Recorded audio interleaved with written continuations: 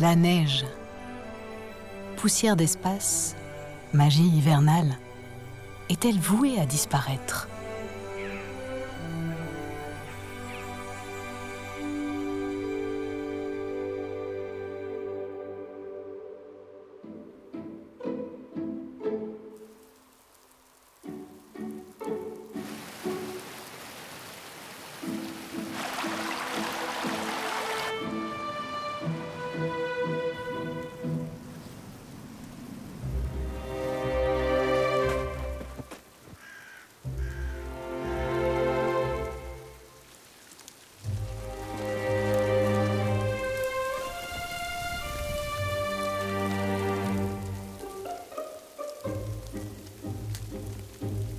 Les épais tapis blancs s'amenuisent, même sur les plus hauts sommets. Avec le réchauffement climatique, l'arrivée de la neige est de plus en plus tardive et la période d'enneigement de moins en moins longue. La hausse des températures en altitude n'annonce pas un avenir des plus roses. La neige est-elle menacée d'extinction? Et si la neige vient à manquer, qu'adviendra-t-il de toutes les espèces, les animaux mais aussi les plantes, qui en dépendent? La neige, elle arrive quand il fait mauvais temps, c'est-à-dire quand on a les nuages qui arrivent, qui s'amoncellent et qui, avec eux, transportent des gouttelettes d'eau qui tombent soit sous forme de neige, s'il fait froid, soit sous forme de pluie. Et ces masses nuageuses, on appelle ça des dépressions atmosphériques. Alors dans les Alpes, c'est des dépressions atmosphériques et cette neige, elle nous arrive par différentes directions. Et en particulier, elles peuvent nous venir de l'Atlantique, c'est-à-dire de l'ouest, auquel cas elles vont apporter des masses importantes de neige s'il fait suffisamment froid.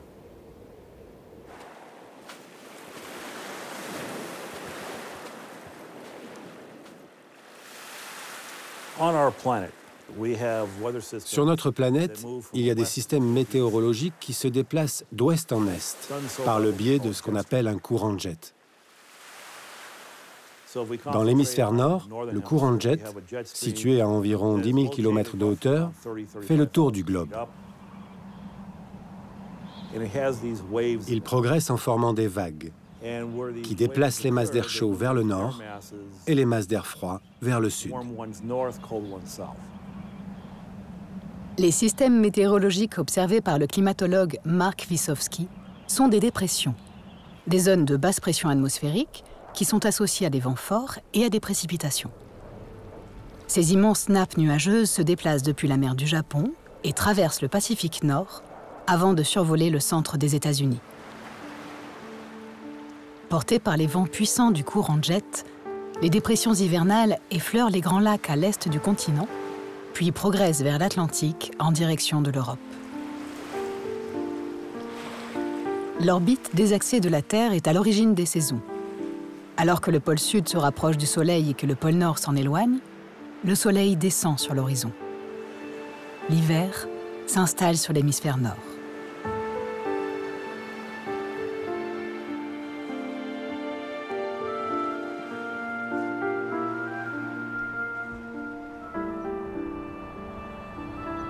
La dépression hivernale n'a pas encore atteint les latitudes méridionales de la France. Les Alpes du Sud se prélassent dans un été indien. Tant qu'il n'y a pas de neige, les moutons profitent encore de leur pâturage d'été. La transhumance est une pratique pastorale rythmée par le climat des Hautes-Alpes, entre vigueur montagnarde et douceur méditerranéenne.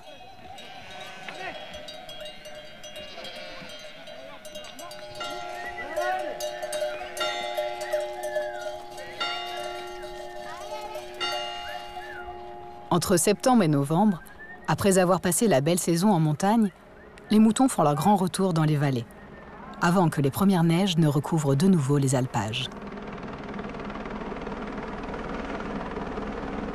La tradition côtoie la modernité dans la commune montagnarde des Ors. Les préparatifs à la station de ski vont bon train dès le mois de septembre. On installe les canons à neige sur les pistes au cas où elles se fassent trop attendre, ce qui est de plus en plus fréquent.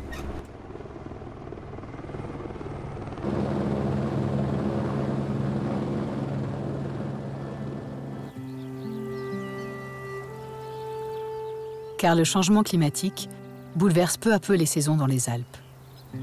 Le printemps et l'été sont plus chauds et secs, tandis qu'en hiver, la période d'enneigement tend à se réduire. Une perturbation du cycle naturel dont on peut déjà observer les conséquences.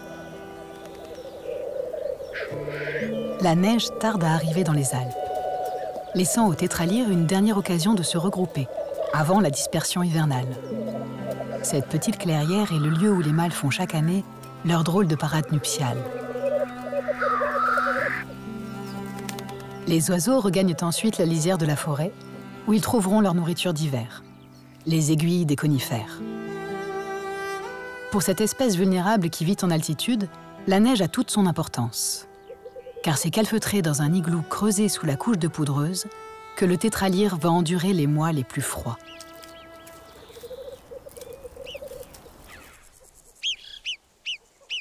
La neige sert aussi de couverture isolante pour les terriers où hibernent les marmottes. À la fin de l'été, elles doivent avoir accumulé suffisamment de graisse avant d'entrer dans leur long sommeil entre octobre et avril. Il n'y a qu'un seul couple reproducteur dans un groupe de marmottes. Les autres jeunes adultes, bien que sexuellement matures, aident le couple à élever leurs petits. Et tout particulièrement pendant l'hibernation, où il faut se blottir contre les marmotons.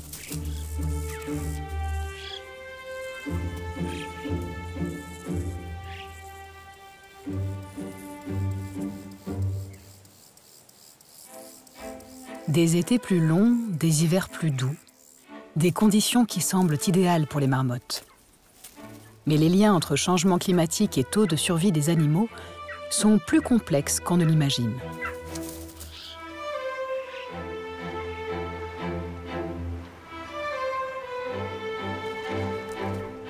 Le lièvre variable, également appelé blanchon, porte encore son costume d'été à la teinte rocailleuse. L'hiver venu, son pelage passera du gris-brun au blanc comme neige en seulement 2 semaines.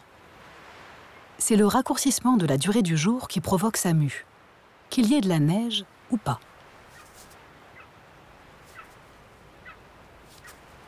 Le réchauffement climatique n'est donc pas une bonne nouvelle pour lui. Sans la neige pour le camoufler, son pelage blanc fait du blanchon une cible bien trop visible.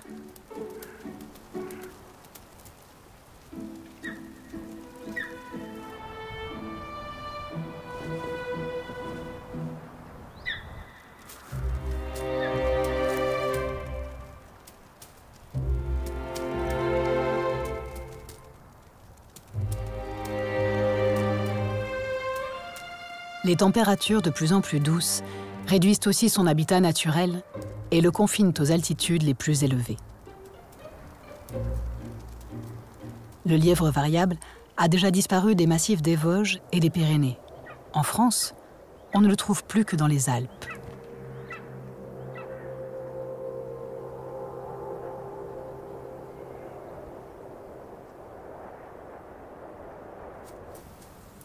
Victime de la chasse, le bouquetin a frôlé l'extinction au XIXe siècle en Europe. Mais l'animal est porteur d'une belle histoire. C'est pour le protéger que le premier parc national français a été créé en 1963 dans la vallée de la Vanoise. Il ne restait alors qu'une 60aine de têtes en Savoie. Aujourd'hui, 8000 bouquetins arpentent les massifs français. C'est un grimpeur hors pair sur les parois, plus agile même que le chamois. Il est pourtant bien plus lourd. Un bouquetin mâle peut peser jusqu'à 90 kg, dont 10 kg rien que pour les cornes. Rares sont ceux qui peuvent le suivre aussi haut, sur les murailles rocheuses verticales.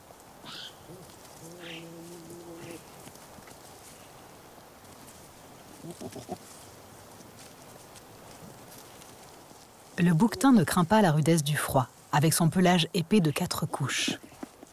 Il partage avec le lièvre variable, la marmotte et le tétralyre une adaptation aux conditions extrêmes de la vie en haute altitude. Les vers alpins révèlent la beauté spécifique des habitants des montagnes. Des animaux comme des plantes.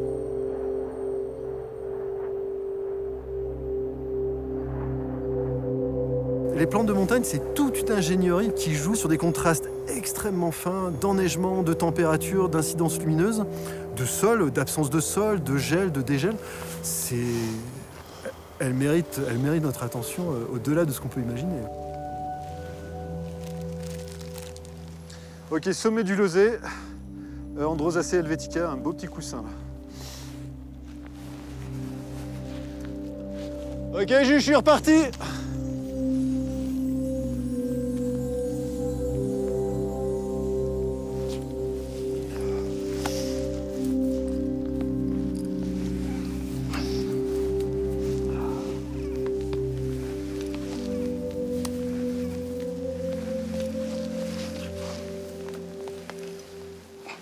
En montagne, la période de productivité, là on va pouvoir faire la photosynthèse, accumuler de la matière, grandir, pousser, se développer, en fait vivre, elle est relativement réduite dans le temps.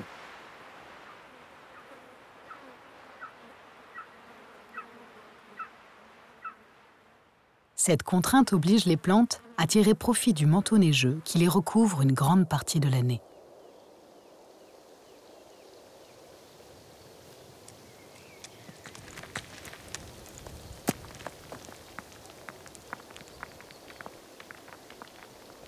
Le rhododendron, c'est une plante qui garde ses feuilles, en fait, toute l'année. Il a une particularité, c'est qu'il fait en permanence de la photosynthèse. Il capte en permanence l'énergie lumineuse pour produire sa propre matière. Or, faire la photosynthèse, ça veut dire aussi faire des échanges gazeux. Donc ça veut dire en gros capter du CO2 et évacuer de l'eau. Mais l'eau, l'hiver, ça gèle. Donc le rhododendron, s'il veut survivre, il faut qu'à un moment donné, il se mette en pause. Une façon de se mettre en pause, c'est d'être dans le noir. Et du coup, arrêter de fonctionner. Or, la pénombre sous un manteau neigeux, c'est à peu près à 20 cm. 30 cm, c'est encore mieux. Donc le rhododendron, il lui faut une bonne accumulation de neige. Mécaniquement parlant, il est totalement adapté à ça. Ses branches sont quasiment incassables et il va donc pouvoir avoir des accumulations de neige relativement conséquentes au-dessus de lui. Quand le manteau neigeux fond, donc il se densifie, s'alourdit. Toujours pareil, mécaniquement parlant, tout va bien pour le rhododendron. Et il évacue. Et arrivent des épaisseurs de moins de 20 cm. Il se remet à faire des échanges gazeux, même sous la neige. Il est déjà prêt, en fait. C'est une plante qui est active sous la neige. Cette stratégie-là, elle vise, d'une certaine façon, sans être déterministe, à maximiser la lumière, la température, la période propice disponible. Alors évidemment, c'est risqué, mais en fait, la vie, c'est pas sans risque.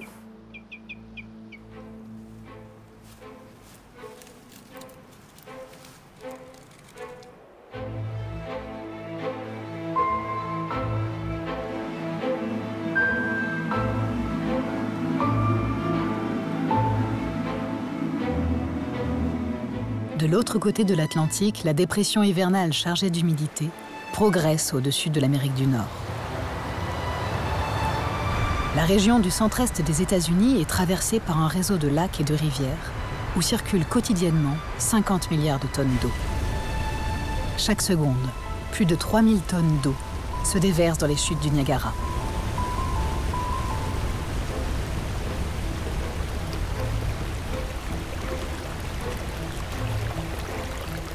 Ces lacs et ces rivières interconnectés constituent le plus grand système d'eau douce au monde.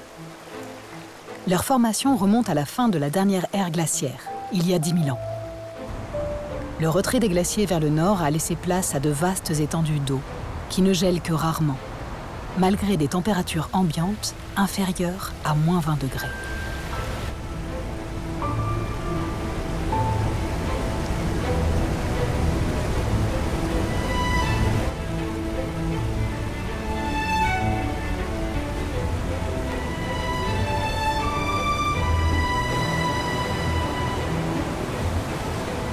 L'eau a une grande capacité thermique.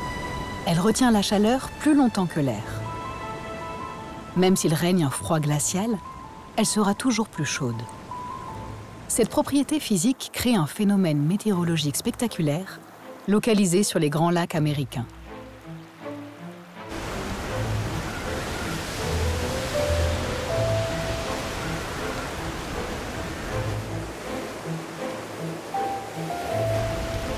Lorsque la dépression venue de l'ouest atteint les plans d'eau, la rencontre de l'air froid et des masses d'eau chaude va provoquer la formation d'importants nuages chargés de neige. C'est ce qu'on appelle la neige à effet de lac.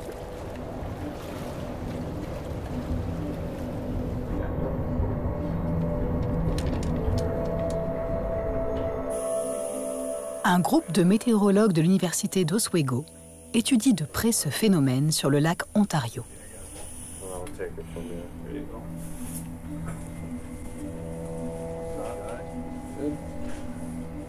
Ça va prendre le vent, soyez prêts. Et tiens-le bien, on fera un décompte. Allons au coin là-bas. Je vais peut-être perdre la tâche, j'espère que tu l'as. Je l'ai, tu l'as? Prêt? Je lâche alors.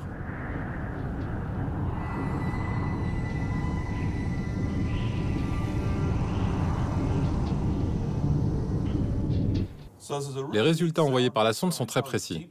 Ils montrent que la couche limite atmosphérique est épaisse de 2 ou 3 km, ce qui permet aux nuages de bien se développer. Ça veut dire que la zone de production de neige au-dessus du lac est très étendue.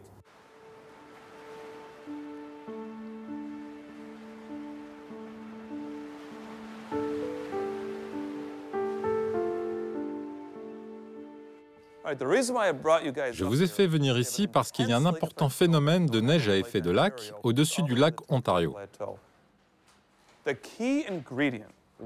L'ingrédient clé pour obtenir ce phénomène, c'est de l'air froid qui passe au-dessus d'une grande masse d'eau relativement chaude.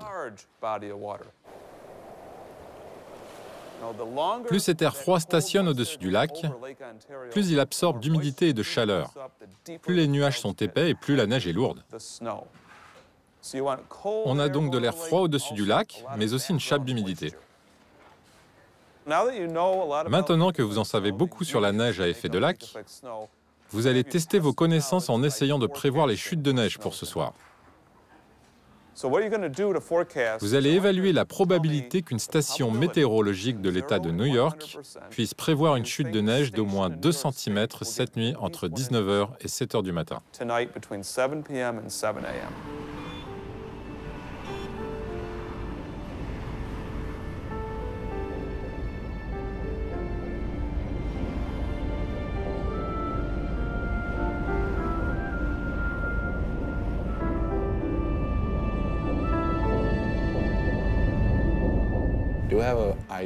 Est-ce qu'il y a des vents susceptibles d'emporter la neige à effet de lac au-dessus de Rochester? Je pense que oui, c'est de la neige légère. Quelles sont les conditions atmosphériques au centre de l'État de New York? C'est couvert, il y a actuellement de la neige légère à Rochester. On a des vents nord-ouest de 15 nœuds, mais aussi des rafales de vent d'ouest de 25 nœuds. C'est difficile à évaluer. Je pense que ça va arriver plus au sud-ouest de Syracuse, peut-être près de la région d'Hannibal. Je pense plus près de la rive, vers Oswego peut-être.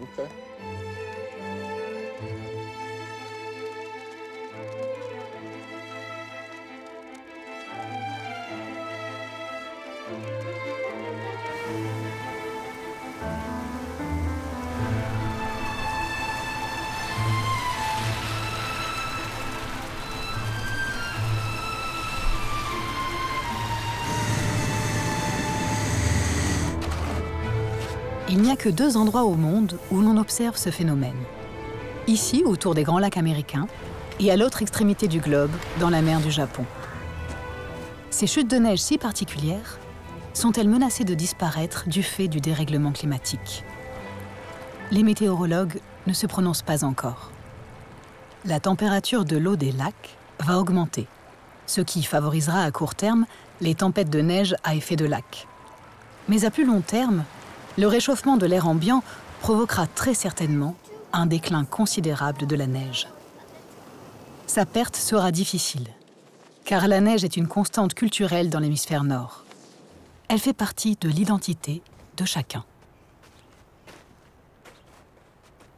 La dépression hivernale et son cortège neigeux ont maintenant atteint le New Hampshire, à l'est des Grands Lacs. Si la neige est tant attendue au cœur de ces forêts d'érables, de frênes et de hêtres, c'est qu'elle contribue à l'équilibre de ces écosystèmes.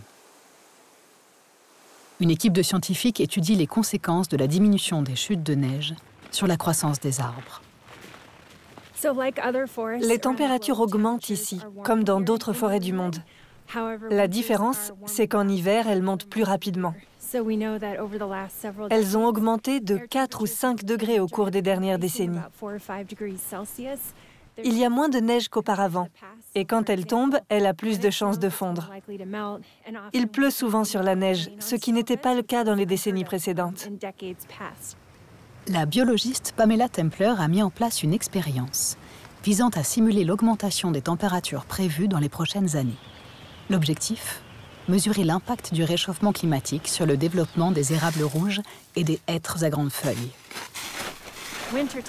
D'abord, on enlève la neige pour que le sol gèle, puis on utilise des câbles chauffants pour dégeler les sols afin de simuler des cycles de dégel plus fréquents.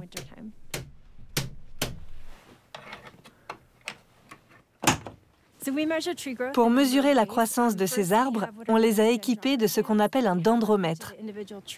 Ce sont des bandes de mesure qui s'étirent au fur et à mesure que l'arbre grandit et que son tronc s'élargit. Et on note la croissance des bandes au fil du temps.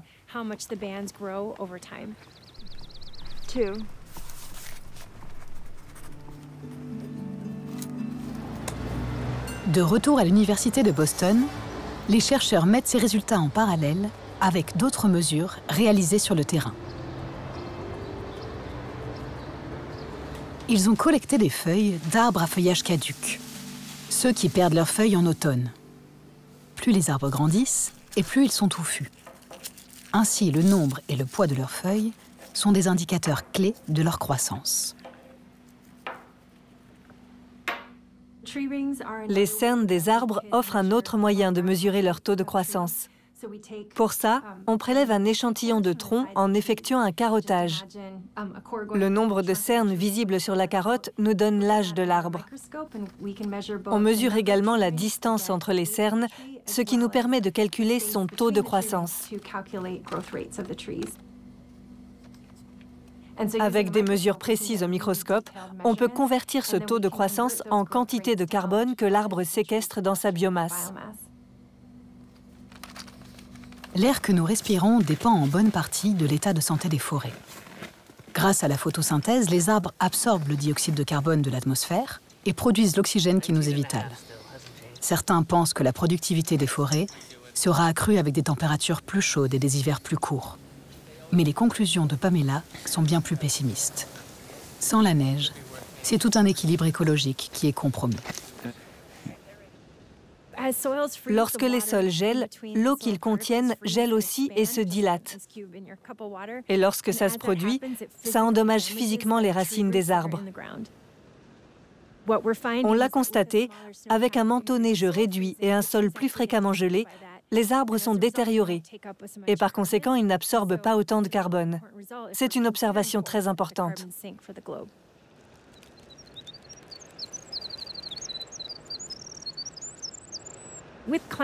Je ne pense pas que nous allons perdre totalement les forêts à cause du changement climatique, du moins pas dans un avenir proche. Mais nous allons probablement assister à un changement des essences d'arbres. Il est possible que nous ne voyions plus autant d'espèces nordiques, telles que les érables à sucre. Mais d'autres espèces viendront les remplacer, comme l'érable rouge et le chêne rouge.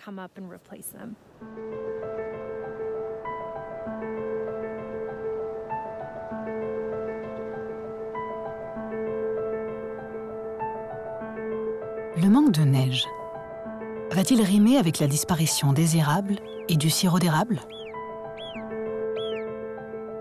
Dans les Alpes, la même menace plane sur la flore des montagnes. Les variations météorologiques peuvent perturber des équilibres fragiles, reposant souvent sur l'emplacement et l'ensoleillement.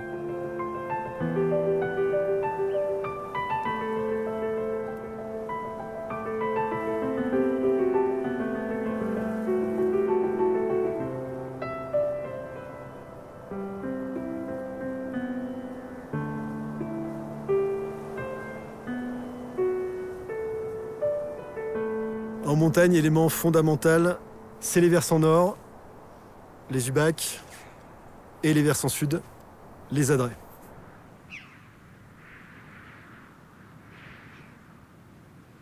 Les soldanelles n'ont pas vraiment de préférence d'exposition. Soit en face sud, en face nord, tant qu'il y a de la neige, elles peuvent être là. Elles vont en fait commencer à faire de la photosynthèse sous la neige. Il est possible de voir de manière assez magnifique en fin de printemps en montagne, quand il y a encore de la neige, des soldanelles qui percent la neige et qui ouvrent leurs fleurs. C'est absolument somptueux à voir. En plus, la tige de la soldanelle, elle est sombre, elle est noire. Comme tout ce qui est sombre, elle va accumuler l'énergie lumineuse visible et la transformer en énergie lumineuse invisible, l'infrarouge, qui, l'infrarouge, c'est en gros de la chaleur, va chauffer le pourtour de la tige et donc fait accélérer la fonte de la neige autour de la soldanelle. Non, c'est des plantes complètement fascinantes, ouais. Sans une couche de neige isolante, beaucoup de plantes de montagne devront trouver d'autres stratégies de survie. Certaines sont déjà mieux armées que d'autres. Quand on parle du changement climatique, ce qu'on oublie, c'est qu'il y a une part du vivant qui, en tout cas, en bénéficie. En montagne, on observe un gain à l'heure actuelle pour certaines espèces, notamment le genévrier nain, qui a l'air de tout à fait se satisfaire de ce réchauffement. Elle aime le chaud, elle aime le sec, et elle craint pas le gel, et elle craint pas grand-chose en fait. Et là, elle prend de plus en plus de place.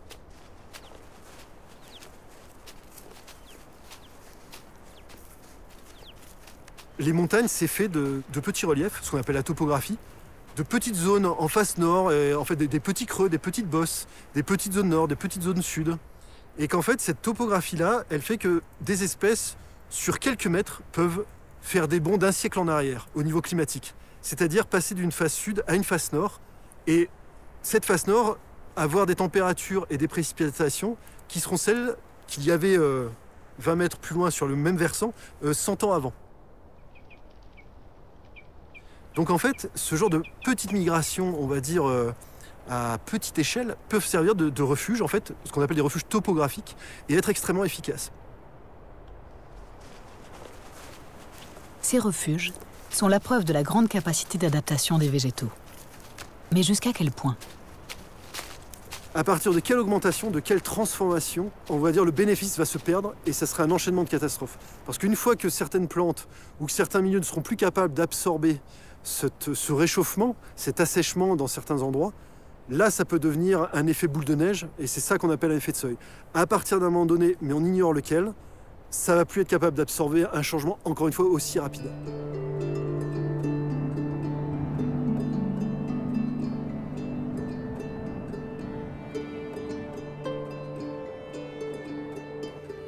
Tu reçois Tommy? Ouais, je t'écoute. Ouais, j'ai une mauvaise nouvelle, je sors du regard de régule et je viens de trouver le stab en position fermée, cassé. Du coup, le seul moyen de réparer, ça va être de vidanger le réseau. Ok, reçu. J'arrête les armégeurs en amont. Ok, reçu. Je vais mettre un peu le compresseur à tourner pour lui. Je décapote. Ok.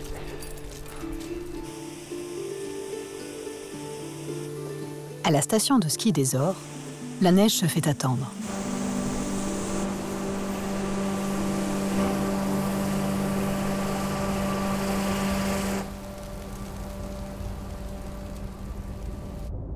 Après avoir quitté la rive ouest des États-Unis, le système dépressionnaire s'engage dans sa traversée de l'Atlantique.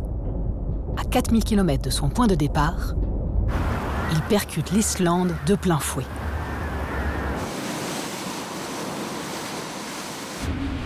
Juste sous le cœur de l'amas de nuages, l'île est balayée par de violentes tempêtes. Pour combien de temps encore? Les climatologues constatent que le courant de jet, si important pour la météo en Europe, est perturbé par le réchauffement climatique, ce qui réduit le nombre de dépressions hivernales amenées vers l'Islande, puis vers la France. En conséquence, les jours blancs s'espacent.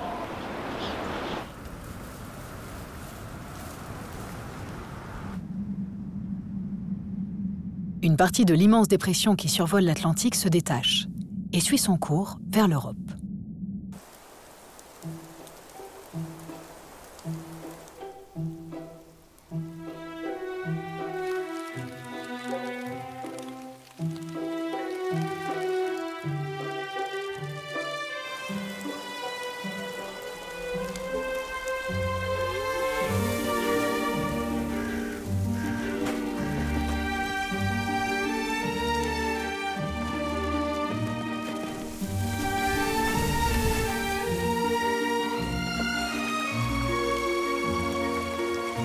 La neige arrive enfin dans les Alpes, et en quantité suffisante pour passer l'hiver.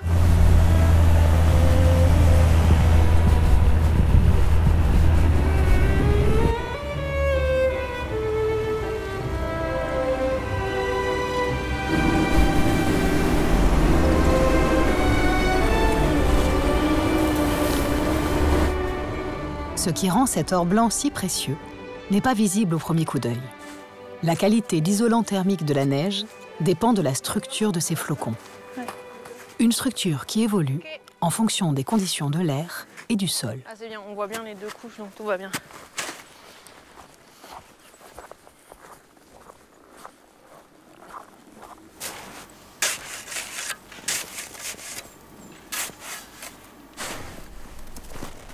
Je vais faire ce qu'on appelle un puits pour faire une stratie. Alors, c'est-à-dire, je vais regarder les différents types de neige qu'on va trouver là dans le manteau neigeux, qui correspondent à différentes conditions météo. Et puis, je vais les caractériser.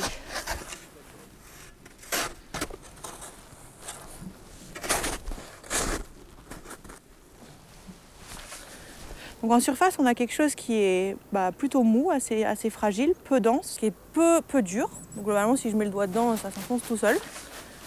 Qui correspond en fait à de la neige froide, qui n'a jamais vu l'eau liquide, donc qui n'a jamais fondu, avec une structure très fine, qui la fait paraître du coup très blanche.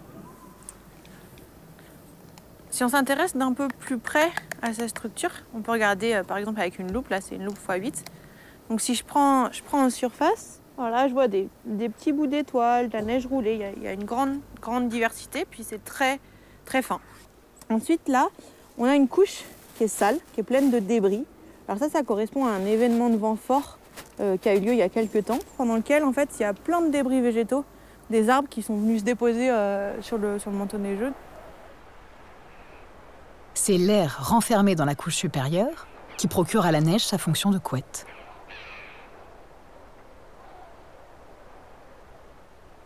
En profondeur, sa texture se modifie. Donc quand je prends quelques grains, on voit que la structure de la neige est beaucoup plus grossière en fait qu'en haut. Cette neige, qui est dure parce qu'elle a vu plusieurs cycles en fait de gel, dégel, il y a plu, ça a fondu, ça a regelé. Du coup, ça a soudé les grains et ça les a fait grossir et ça les a soudés les uns aux autres. Donc c'est très dur. Et ça apparaît gris. Ça apparaît gris à cause du fait que les grains sont gros. Et du coup, ça a la capacité d'absorber bien plus la lumière que ce qui se passe pour la neige du haut, qui est beaucoup plus fine et beaucoup plus blanche. J'ai observé quelque chose de beaucoup plus gros, de beaucoup plus rond, des clusters. Alors nous, on appelle ça de manière très originale des grains ronds, tout simplement. La neige doit sa couleur blanche à la multitude de cristaux de glace qui, comme autant de petits miroirs, réfléchissent la lumière. Avec le temps, les grains s'émoussent et perdent de leur pouvoir réfléchissant. Blanche, bleue, grise, la neige change de couleur lorsqu'elle se métamorphose. Situé près de Grenoble, le Centre d'études de la neige détient une série de données uniques au monde. 60 ans de mesures ininterrompues de la température de l'air et de l'enneigement à 1325 mètres d'altitude. L'étude des évolutions climatiques sur une période aussi longue permet aujourd'hui aux chercheurs de formuler des hypothèses pour l'avenir. Les hivers seront-ils toujours blancs au col de Porte ? Si on regarde un peu ce qui s'est passé du coup pendant ces 60 ans, c'est ce qui est montré sur le graphique ici. En bleu, c'est l'évolution de la hauteur de neige moyenne depuis 1960 jusqu'à aujourd'hui. Première observation, cette barre bleue, elle varie énormément d'un hiver sur l'autre. Donc il y a toujours eu, et il y a encore aujourd'hui, des hivers enneigés et des hivers très peu enneigés. Par contre, si on lisse ce signal, qu'on fait une moyenne, on a une très grosse différence d'enneigement avec un enneigement moyen qui se situait autour de 1 mètre sur la période 60-90 et qui se situe maintenant autour de 60 cm. Donc ça veut dire qu'on a perdu 40% de l'enneigement moyen sur le site du col de Porte, ce qui est énorme. 1 mètre, c'est ici. Et 90 à nos jours, on est ici, 60 cm. Donc ça veut dire qu'on a perdu tout ça. Donc c'est assez spectaculaire. Et puis en termes, par exemple, de ressources en eau ou même d'exploitation d'un domaine skiable, c'est très très impactant.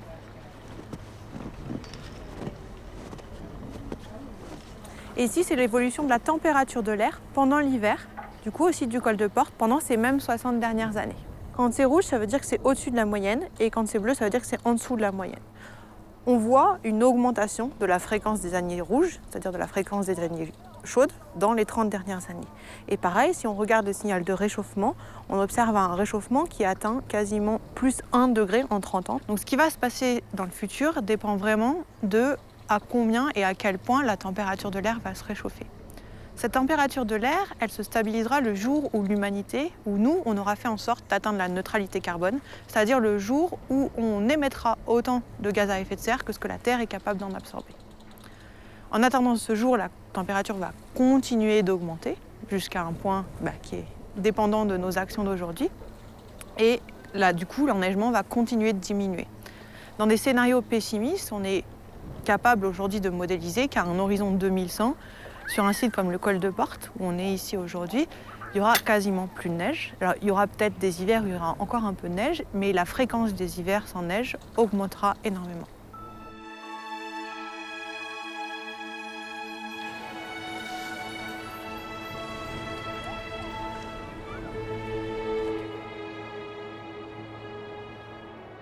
Lorsqu'on sait qu'à la fin du 19e siècle, il y avait 1000 habitants aux Ores et que dans le début des années 60, il n'y en avait plus que 235, le plan Neige qui a été mis en place pour arrêter l'exode des populations des territoires de montagne vers la ville a été lancé. Les études ont été lancées en 1964 pour développer la station des Ores que nous connaissons aujourd'hui, qui en 1970, avec le travail de l'architecte Jean-Michel Legrand, a une station qui est reconnue comme labellisée au patrimoine du XXe siècle et une des grandes stations françaises.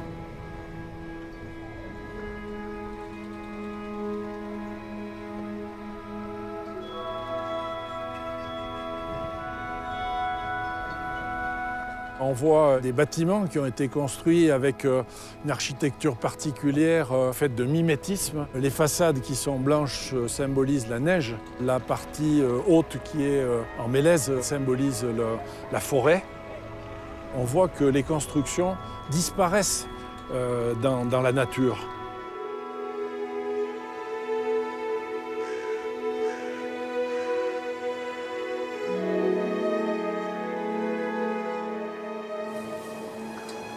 C'est la pure activité, l'apport de la station, du ski qui a permis d'avoir les moyens de faire vivre ici des familles dans nos communes de montagne. Donc avec la pure activité où nous avons des éleveurs de bovins ou d'ovins qui sont en même temps dameurs, moniteurs, commerçants et qui permet aujourd'hui d'avoir 560 habitants au niveau de la commune par rapport aux 230 du début des années 60. La France a un des plus vastes domaines skiables au monde, avec 350 stations de sport d'hiver liées à plus de 400 communes de montagne. Mais de plus en plus de stations de moyenne montagne, situées entre 1000 et 2000 mètres d'altitude, devront faire face à un manque de neige. En moyenne, 3 stations sont condamnées à ranger les skis chaque année. C'est ce qui est arrivé à la station de ski du col de l'Arzelier, en Isère. À son apogée, son domaine skiable culminant à 1150 mètres, comptait 9 pistes et 6 remontées mécaniques.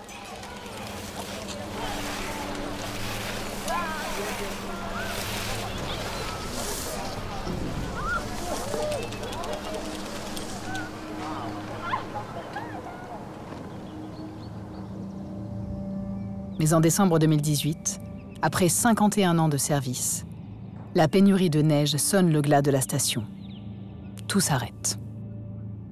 La fermeture de la station a représenté une perte importante pour le budget de la commune de Châteaubernard, dont elle dépendait. Elle soulève la question épineuse du financement public d'un modèle économique de moins en moins viable.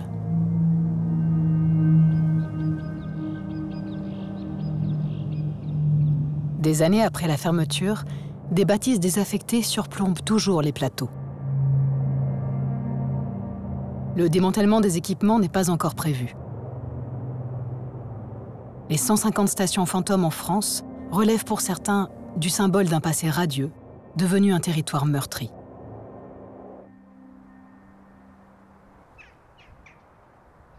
Mais la station des Ors, avec un domaine skiable qui s'étend de 1600 à 2700 mètres d'altitude, n'est pas encore menacée de fermeture. Un équilibre entre les enjeux économiques et les impératifs environnementaux reste à trouver.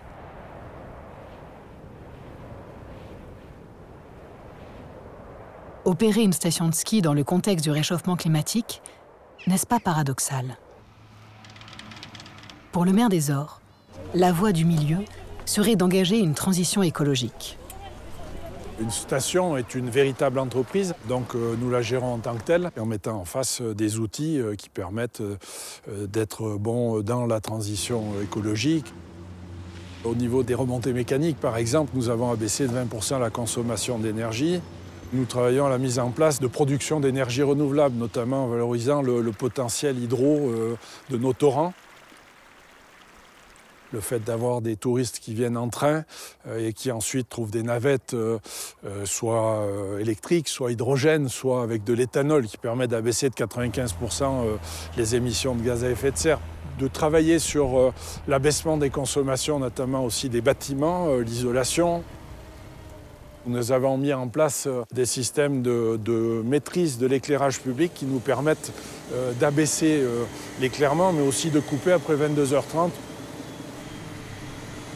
Le ski alpin s'est démocratisé il y a moins de 100 ans.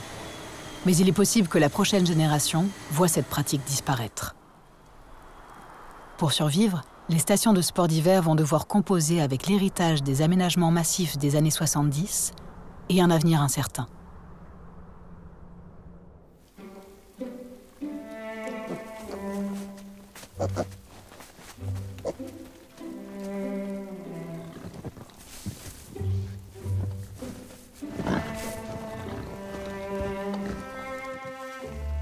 La neige est maintenant bien installée dans les Alpes du Nord. Mais le blanc manteau n'est pas uniforme.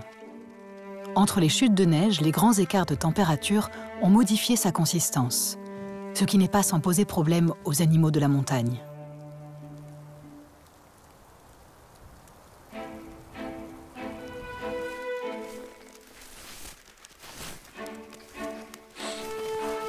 On ne les voit pas, mais ils sont là. Et on sait qu'ils sont là. Parce qu'on voit les traces dans la neige, un reste de repas, une crotte, voilà. Et après, avec un peu d'habitude, on sait qui est passé par là. Il y a ce petit côté un petit peu, pas magique, mais ouais, si.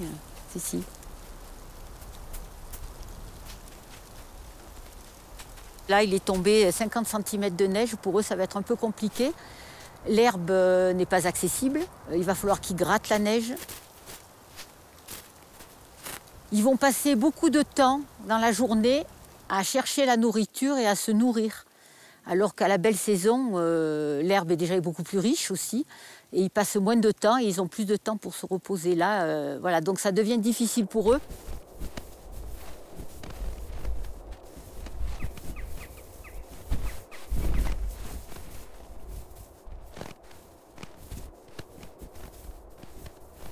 La stratégie, c'est quand même de rester dans des endroits très raides. On sait qu'ils sont très bons grimpeurs. Donc s'ils se tiennent, quand il y a beaucoup de neige, s'ils se tiennent dans des endroits très raides, des falaises, la neige tient moins bien, évidemment. Hein. Plus c'est raide, et plus la neige va couler.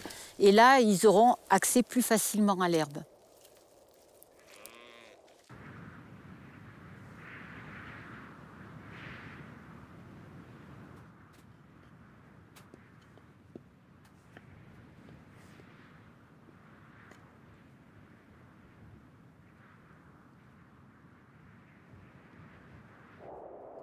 Il n'y a plus d'hiver avec du froid en continu, de la neige tout le temps. Ça peut passer de -20 et puis le lendemain, on est en température positive. Soit il fait très chaud, donc ça fond, et des fois même il pleut. Il refait très froid derrière, et là ça fait des carapaces de glace, et l'herbe est plus accessible. On a vu à ce moment-là, il y avait les bouquetins, ils étaient dans les sapins, dans les pins à manger les aiguilles. Ils n'avaient plus rien. Ouais. Et ils sont morts de faim.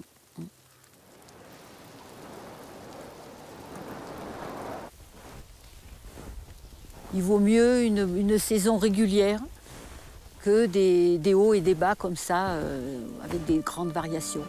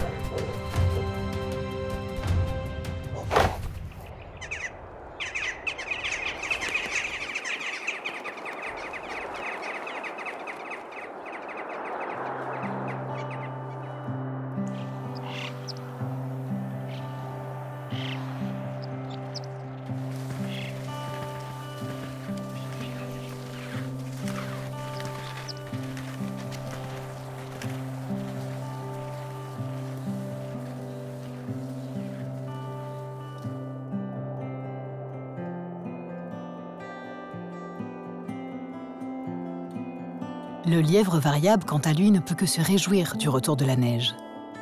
Sa fourrure d'hiver se fond enfin dans le blanc du paysage. Mais est-il à l'abri pour autant? Alors moi, j'étudie la démographie du lièvre variable, c'est-à-dire que je cherche à savoir combien il y a de lièvres sur une zone d'étude et comment cet effectif évolue avec le temps.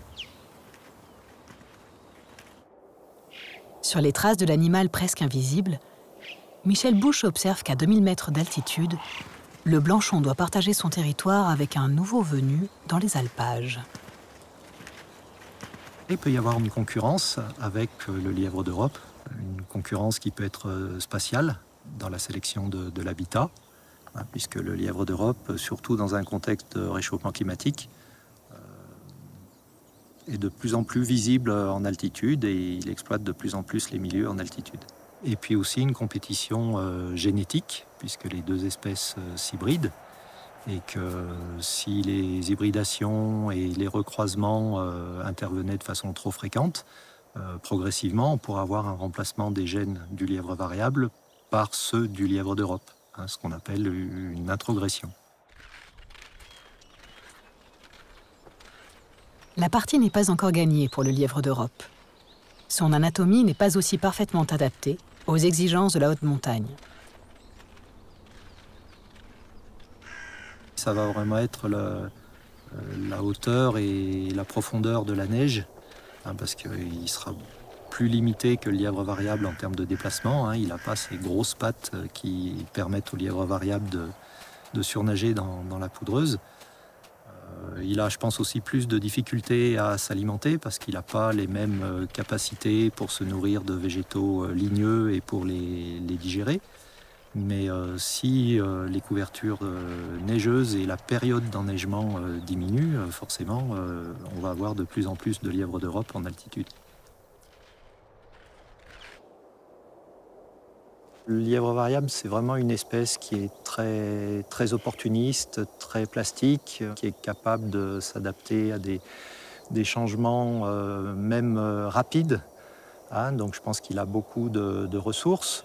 Je veux dire, cet échange de gènes avec une espèce voisine, ça peut aussi lui permettre d'évoluer plus rapidement et de s'adapter aux changements climatiques. Donc les choses sont vraiment pas simples. Le mélange entre les deux espèces pourrait signifier la disparition des traits singuliers du lièvre variable. Ses pattes trapues et son pelage en accord avec son environnement. La perte d'une beauté spécifique au profit de caractéristiques plus communes donne lieu à ce que les scientifiques appellent la banalisation. L'autre spécialiste des très hautes altitudes et du camouflage hivernal, le lagopède alpin, est tout aussi fragilisé par la pénurie de neige.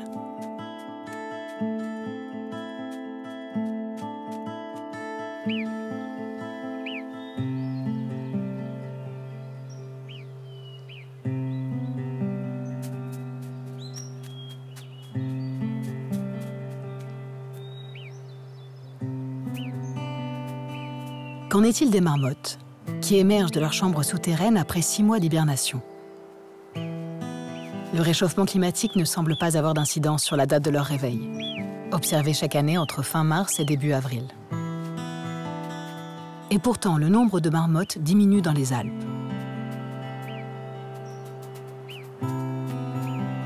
Sans une couverture isolante de neige, la température chute à l'intérieur des terriers. Les premières victimes sont les jeunes, qui n'ont pas assez accumulé de réserves de graisse.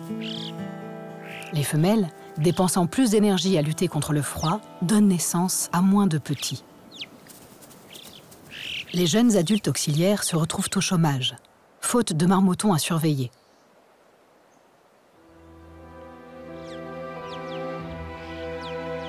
Le manque de neige va-t-il à terme modifier le mode de vie des groupes de marmottes? Les premiers rayons du soleil printanier déclenchent la fonte des neiges.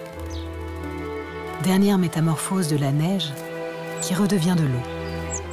Et le cycle recommence. Sans la neige, notre monde perdrait une part de sa diversité, de sa beauté, de ses couleurs singulières. Ce supplément d'âme, si cher à nos hivers.